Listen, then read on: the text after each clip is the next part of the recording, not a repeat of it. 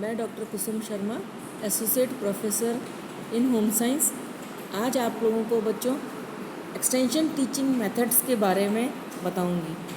कल अपन ने PDF notes के द्वारा प्रसार तथा संचार हेतु मुख्य रूप से कौन कौन से मतलब जो है संपर्क विधियां हैं और कौन कौन से संपर्क विधियों को हम प्रयोग में ला सकते हैं उनके बारे में जो है वो जानकारी प्राप्त की थी। उसके अंदर अपन ने जो हमारा संपर्क विधियां हैं वो 3 प्रकार की हैं। सबसे पहले है व्यक्तिगत संपर्क विधियां, समूह संपर्क विधियां एवं विराट जन संपर्क विधियां। कल हमने पीडीएफ नोट्स के द्वारा व्यक्तिगत संपर्क विधियों के बारे में पूर्ण जानकारी पढ़ी थी। आज अपन जो है वो समूह संपर्क के बारे में जानेंगे। जब 2 या 2 से अधिक व्यक्तियों से संपर्क किया जाता है तो उसे समूह संपर्क या ग्रुप कांटेक्ट कहते हैं। सामान्य समूह में 2 से लेकर 30 लोग तक उपस्थित रहते हैं। इन सभी का सोच एवं दृष्टिकोण लगभग एक जैसा ही होता है। इसमें सभी जाति, वर्ग, धर्म, संप्रदाय तथा समुदाय के लोग सम्मिलित होते हैं। सभी को विचार विमर्श करने का, सीखने का, पूछने का अवसर दिया जाता है। सभी प्रकार के प्रशिक्षण, विधि प्रदर्शन, परिणाम प्रदर्शन, गोष्ठियाँ, सेमिनार, वार्ताएं आदि समूह संपर्क के अंतर्गत ही आते हैं। इसमें ग्रामीण लोग अपनी समस्याओं को विषय विशेषज्ञों के समक्ष रखते हैं तथा उनसे समाधान प्राप्त करते हैं। आपसी बातचीत से भी कई समस्याओं का समाधान हो जाता है। अब हम यहाँ पे जानेंगे कि जो हम समूह संपर्क करते हैं तो समूह संपर्क के क्या लाभ हैं। सबसे पहला लाभ तो ये है कि कम से कम समय में अधिक लोगों से संपर्क स्थापित कर उन्हें प्रभावित किया जा सकता है तथा उनमें सीखने के प्रति ललक पैदा की जा सकती है। दूसरा है द्वेष तथा भेदभाव की भावना नहीं पनप पाती, क्योंकि सभी को बोलने का, प्रश्न पूछने का, सीखने का तथा कार्यक्रम में भाग लेने का अवसर उपलब्ध हो जाता है। सभी लोग अपनी समस्याओं के बारे में चर्चा करते हैं तथा समाधान प्राप्त करते हैं। अतः सबकी समस्याओं, आवश्यकताओं, रुचियों तथा उपलब्ध स्थानीय संसाधनों का पता चल जाता है। चौथा है कार्यक्रम को सफल बनाने के लिए सभी का समर्थन प्राप्त हो जाता है। लोग अपने अपने कार्य पर जुट जाते हैं तथा पूरी निष्ठा एवं लगन से कर्तव्य का पालन करते हैं। इसकी कुछ सीमाएं भी हैं। जब हम कोई भी काम करते हैं तो उसका मतलब जो ना अच्छा पक्ष भी होता है और कुछ मतलब उसके अंदर लिमिटेशंस भी आ जाती हैं।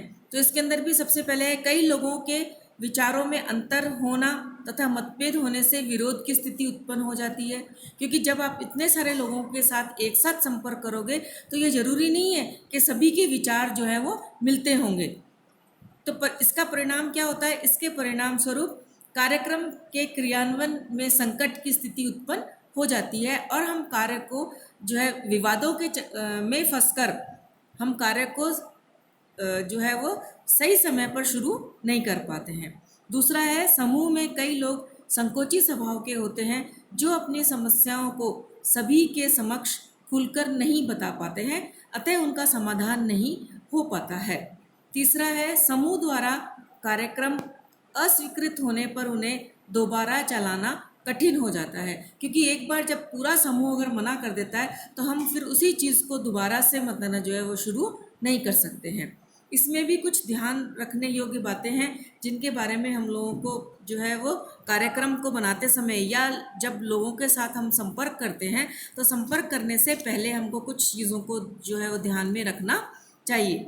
समूह संपर्क हेतु कम से कम 1 सप्ताह पहले लोगों को बैठक की सूचना आवश्यक रूप से दी जानी चाहिए कि बैठक कहाँ पर होगी, कितने बजे होगी, कौन सी तारीख को होगी। इस सब के बारे में उनको पूर्ण जानकारी जो है वो दी जानी चाहिए। लोगों की आवश्यकताएं, स्थानीय समस्याएं तथा उपलब्ध संसाधनों की जानकारी सर्वेक्षण द्वारा प्राप्त कर लेनी चाहिए। तीसरा है बैठक में अधिक से अधिक लोग उपस्थित रहें तथा वार्ता में भाग लें, इसके बारे में भी हमको सोचना चाहिए। बैठक की व्यवस्था इस प्रकार से गोल मेज की तरह होनी चाहिए जिससे सभी लोग एक दूसरे को देख सकें, क्योंकि अगर मतलब जो है आगे पीछे सब लोग अगर हो जाते हैं तो जो आगे वाले लोग होते हैं वही उनके आई कांटेक्ट में और उनके संपर्क में आ पाते हैं, और पीछे वाले लोग जो है वो कई बार पूर्ण तरीके से मीटिंग के अंदर जो है अपनी भागीदारी नहीं निभाते हैं। विचार विमर्श करते समय प्रसार कार्यकर्ता को स्वयं अपना मत प्रकट नहीं करना चाहिए, बल्कि लोगों के मत को जानना चाहिए। जिन लोगों में नेतृत्व का गुण हो उन्हें सर्व सम्मति से नेता चुनकर नेतृत्व भार सौंप देना चाहिए। इससे कार्यक्रम क्रियान्वयन में सहायता मिलती है, और जब जनता के द्वारा नेता चुना हुआ होता है तो वो उसकी बात भी जो है वो आसानी से मानते हैं। वार्ता मित्रतापूर्ण तथा अच्छे वातावरण में आरंभ तथा खत्म करनी चाहिए। सभी लोगों की स्वीकृति मिलने के बाद ही कार्यक्रम नियोजन की रूपरेखा तैयार करनी चाहिए। इसके पश्चात ही सभी लोगों को उनके कर्तव्य की जिम्मेदारी सौंप देनी चाहिए। जब सब लोग तैयार होंगे और सभी लोगों को के इच्छा अनुसार या उनके मन मत अनुसार अगर उनको कार्य सौंपा जाएगा तो निश्चित रूप से कार्य में हमको सफलता मिलेगी।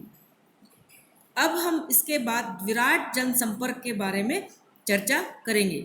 जब कम समय में कम ऊर्जा व्यय करके एक साथ ही बहुत सारे लोगों के साथ संपर्क स्थापित किया जाता है तब उसे विराट जनसंपर्क कहते हैं। इसके लिए cinema, television, radio, tape recorder, slide projector, भाषण, प्रदर्शनी आदि का प्रयोग किया जाता है।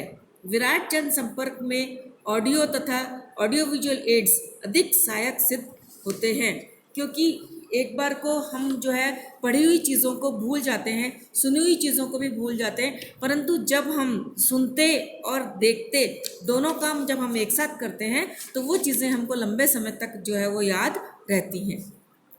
अब विराट जनसंपर्क के लाभ, विराट जनसंपर्क से जब हम करते हैं तो इससे हमें क्या क्या फ़ायदे हैं। कम समय में अधिक से अधिक लोगों तक नवीन सूचनाएं, तथ्यों एवं अनुसंधानों की जानकारी पहुंचाई जा सकती है। दूसरा है ग्रामीण नेतृत्व विकसित करने में मदद मिलती है। तीसरा है कार्य करने के लिए उपयुक्त वातावरण का निर्माण होता है। इस मेथड की भी कुछ सीमाएं हैं। व्यक्तिगत ध्यान देना संभव नहीं हो पाता है, क्योंकि विराट जन समूह होता है तो इससे हम जो है वो हर एक आदमी के साथ मतलब कांटेक्ट नहीं कर पाते हैं। अतः लोगों की समस्याएं, आवश्यकताएं एवं उपलब्ध संसाधनों का पता नहीं चल पाता है। लोग नवीन बातों, विचारों, उपकरणों या यंत्रों को अपना रहे हैं या नहीं, इसका भी हम लोगों को पता नहीं चल पाता है, क्योंकि हम थोड़े से लोगों से ही बात कर पाते हैं और उन्हीं के बारे में हम लोगों को जानकारी मिलती है, और इतना बड़ा समूह होता है कि हर एक से कांटेक्ट करना तो संभव नहीं है, तो इसलिए हम इन सब चीज़ों के बारे में उनसे बात नहीं कर पाते हैं। लोगों को नवीन उपकरणों, यंत्रों को अपनाने में क्या क्या परेशानियां हो रही हैं उसका भी पता जो है वो नहीं चल पाता है।